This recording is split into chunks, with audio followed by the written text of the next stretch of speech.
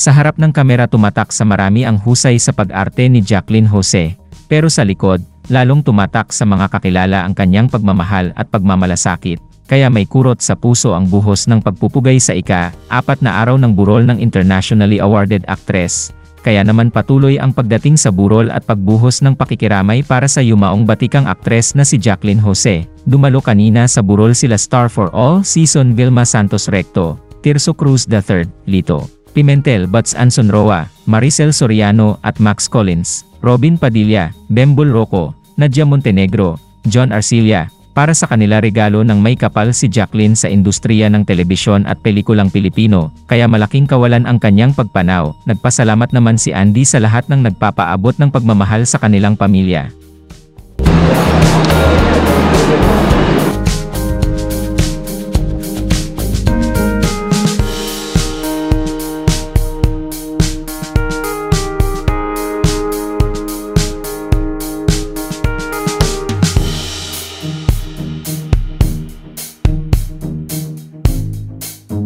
Hindi mo nga matatawaran like yung a talent like her doesn't come every day. Yun yung tinatawag namin na gift. Yes. Si Jane or si Jacqueline Jose, gift siya ni Lord sa industry. Yes. And we're all very, very proud of her. Kaya she's a big, big loss sa industry. Lastly, salute, Jane.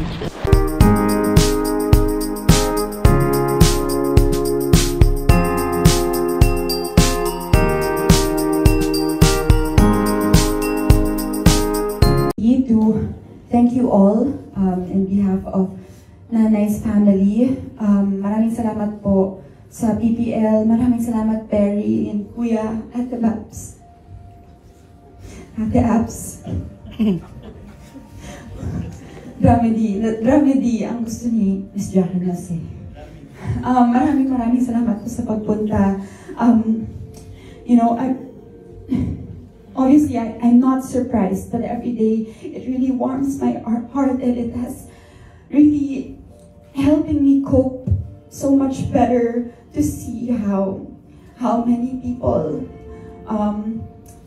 care and love my mother, and especially because I know how big my mother's heart has been, and all her life it's always been about love. It's always been about sharing love, being so passionate about love for everyone else around her.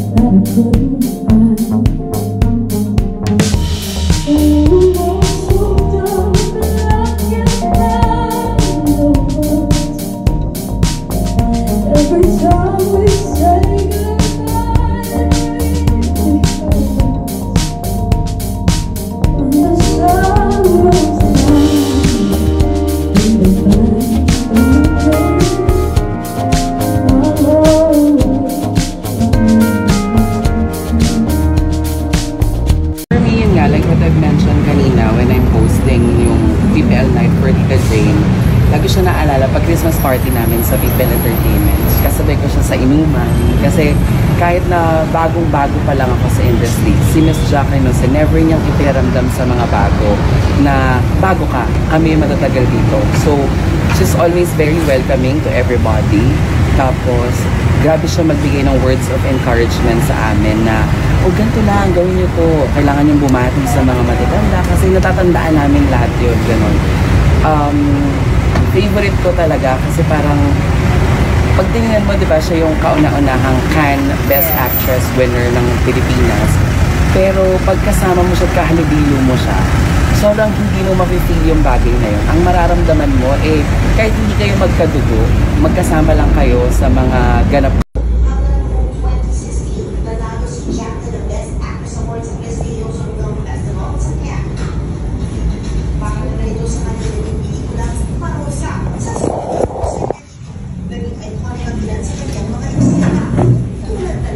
Ang dami mo na ako nakita, oh. Ang favorite, gusto mo white lang.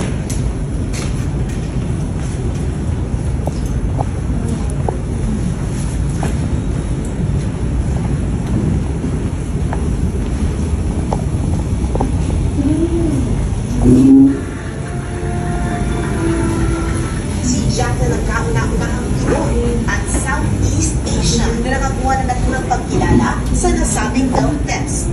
I would like also to share this recognition to all the Filipinas who are here now. My daughter, to Brillante, to my countrymen, to the Philippines. Bago naman ang kanyang pagpanag, hinangaan pa rin si Jack din sa kanyang pangusay ng pagganap sa Recommended Dreamscape Series ng Batang Yahoo.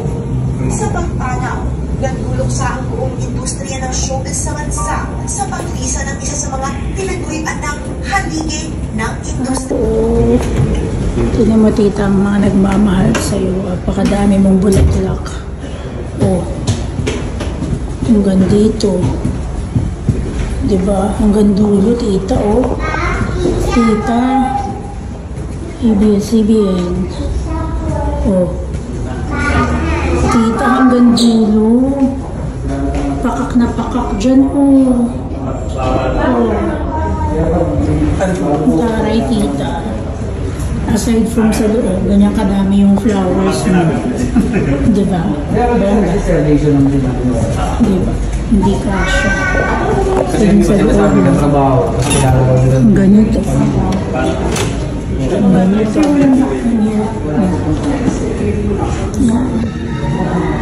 There you go. Tapos dito, sa side. And here, meron ka pa dyan. Diba? Ay, tita. Ay, hanggang 11 PM pala. Paalam!